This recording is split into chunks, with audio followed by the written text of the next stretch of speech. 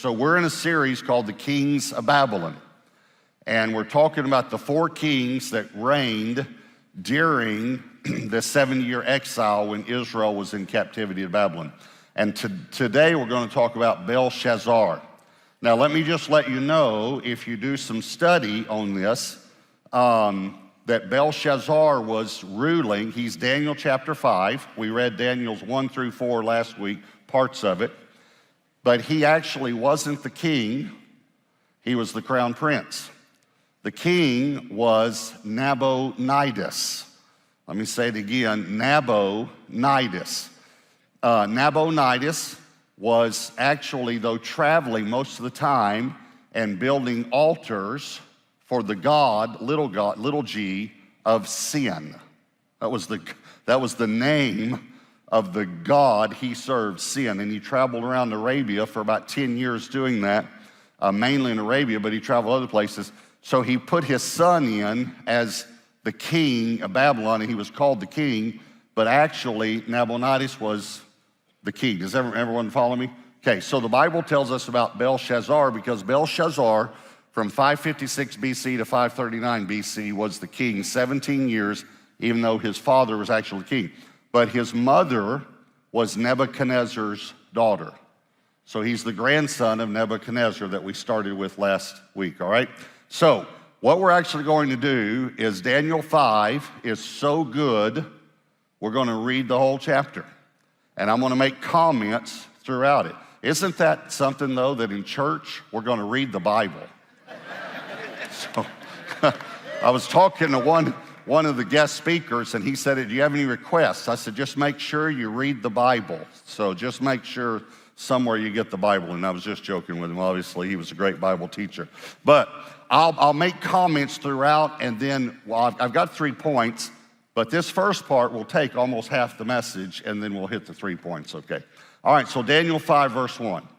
Belshazzar, the king, made a great feast for 1,000 of his lords. So think about that, 1,000 of his rulers. By the way, Babylon became the leading city in the world and most historians believe it was the largest city in the world, had a population of about 200,000 people.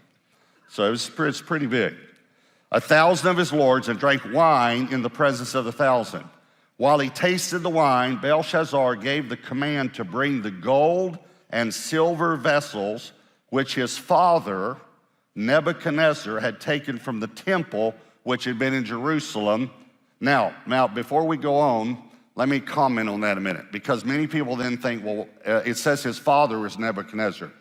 Cultural, historical, and biblical language will call the grandfather, the great-grandfather, any ancestor the father. I want you to think about all the times that God said, your fathers, plural.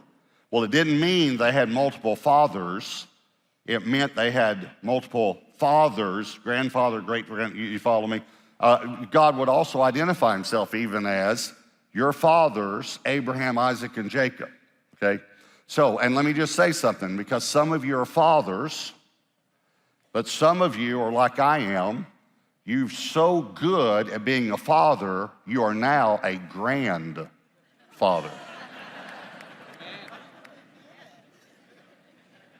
I mean, I'm not just a father, I'm grand at it. Just wanted you to know. And then some of our apostolic elders, James Robinson, Pastor Olin, and Pastor Jack, they've been so good at it, they've now become great grandfathers. Okay, everyone get this? Okay, so when it says your father, his father Nebuchadnezzar, it's talking about his grandfather. Okay, all right. He had taken from the temple that which had been in Jerusalem. Oh, I needed to mention that. When Nebuchadnezzar raided the land, he took the vessels that had been dedicated to the temple and brought them into Babylon. I want you to think about now, Belshazzar gets things that were dedicated to God from the temple and took them for his own use. This is the tipping point with God when God said, that's it. That's enough. Because you have taken what belongs to me. And watch what he does. He and his king, the king and his lords, his wives, and his concubines might drink wine from them, or drink from them. Then they brought the gold vessels that had been taken from the temple of the house of God, which had been in Jerusalem, and the king and his lords, his wives, and his concubines drank from them. They drank wine and praised the gods, little g, of gold and silver, bronze and iron, wood and stone. Now you can remember that probably, gold and silver, bronze and iron, wood and stone.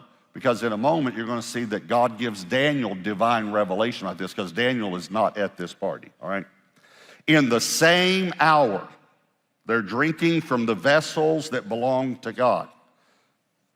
By the way, I don't have time to develop that, but think about that we have this treasure in earthen vessels. We're the vessels that belong to God now, okay? All right, so in the same hour, this is the story, you've heard this, but this is where it happened. The fingers of a man's hand appeared and wrote opposite the lampstand on the plaster of the wall of the king's palace. The king saw, now this is a word that jumped out at me, and the word see, hear, and know jumped out at me, and that's what we're going to talk about in a moment. The king saw the part of the hand that wrote. Then the king's countenance changed, I would assume it did, and his thoughts troubled him, so that the joints of his hips were loosened and his knees knocked against each other. I like how God likes to freak people out.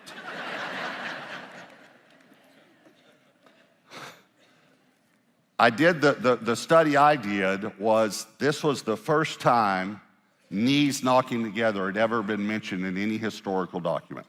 Now, possibly you might find something, I couldn't find any other place, but you know how you say, you got so afraid my knees knocked together, okay.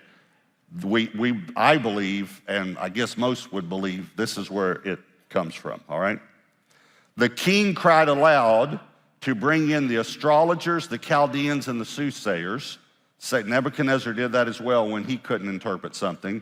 The king spoke, saying to the wise men of Babylon, whoever reads this writing and tells me its interpretation shall be clothed with purple, have a chain of gold around his neck, and he shall be the third ruler in the kingdom. Now, just to remind you, the reason he would be the third ruler is because Belshazzar was actually the second ruler. The first was his father, who was out building these temples to the god of sin, okay? So that's why. Now all the king's wise men came, but they could not read the writing or make known to the king its interpretation. Then King Belshazzar was greatly troubled, his countenance was changed, and his lords were astonished. The queen, so this is his mother, who is